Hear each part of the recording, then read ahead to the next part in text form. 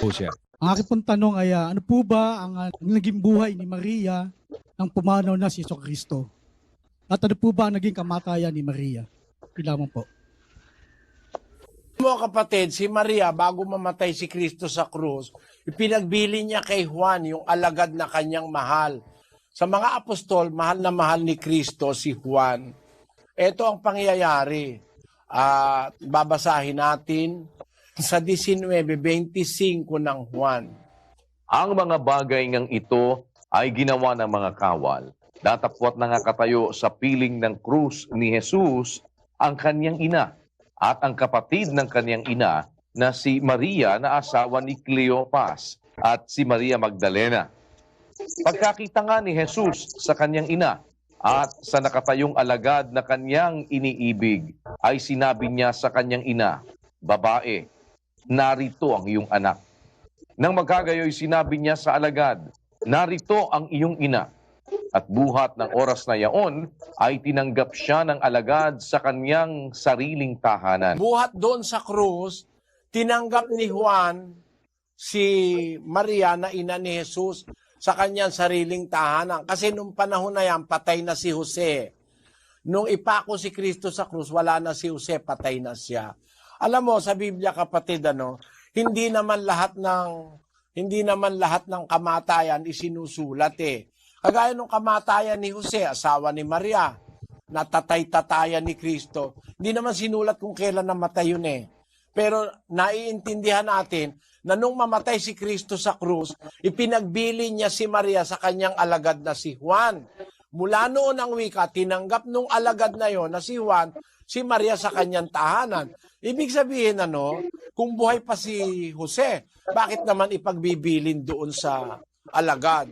At bakit naman titira doon sa tahanan ni Juan si Maria kung buhay pa si Jose? Ngayon, si Kristo naman mamamatay na rin oras na yon. Kaya ang naging buhay ni Maria, doon siya nakituloy kay Juan. Ngayon, ang ginagawa ni Maria, nananalangin kasama ng mga apostol. Hindi yung mga apostol ang nananalangin sa kanya. Ang nasa Biblia, 1:13 ng Gawa. Pakinggan mo.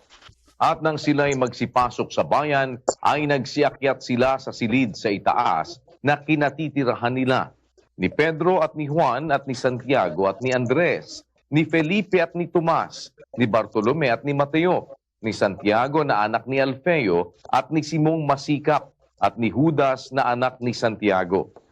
Ang lahat ng mga ito ay nagsisipanatiling matibay na nagkakaisa sa pananalangin na kasama ang mga babae at si Maria na ina ni Jesus at pati ng mga kapatid niya. Yung 11 apostol nakatira sa isang bahay, nananalangin sila palagi, kasama nila sa pananalangin si Maria at pati yung kapatid ni Jesus na anak ni Maria.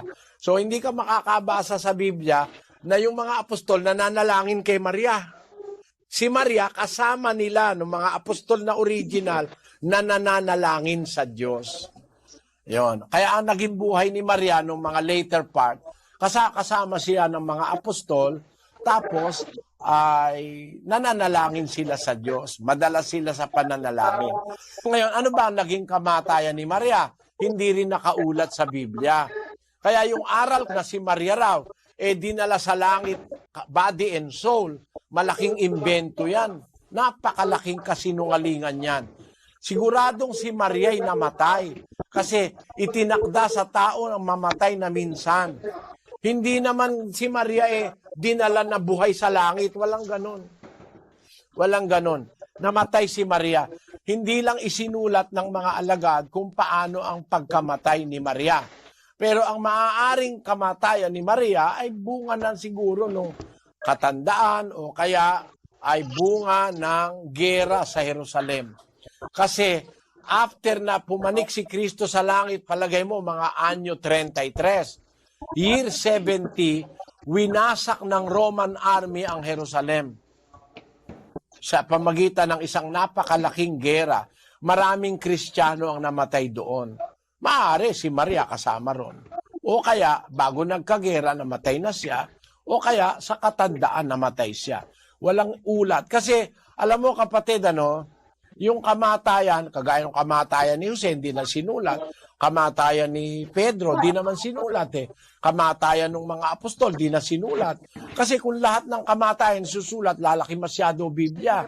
Baka hindi mo na mabuhat para basahin. Sana naunawaan mo, kapatid na ama.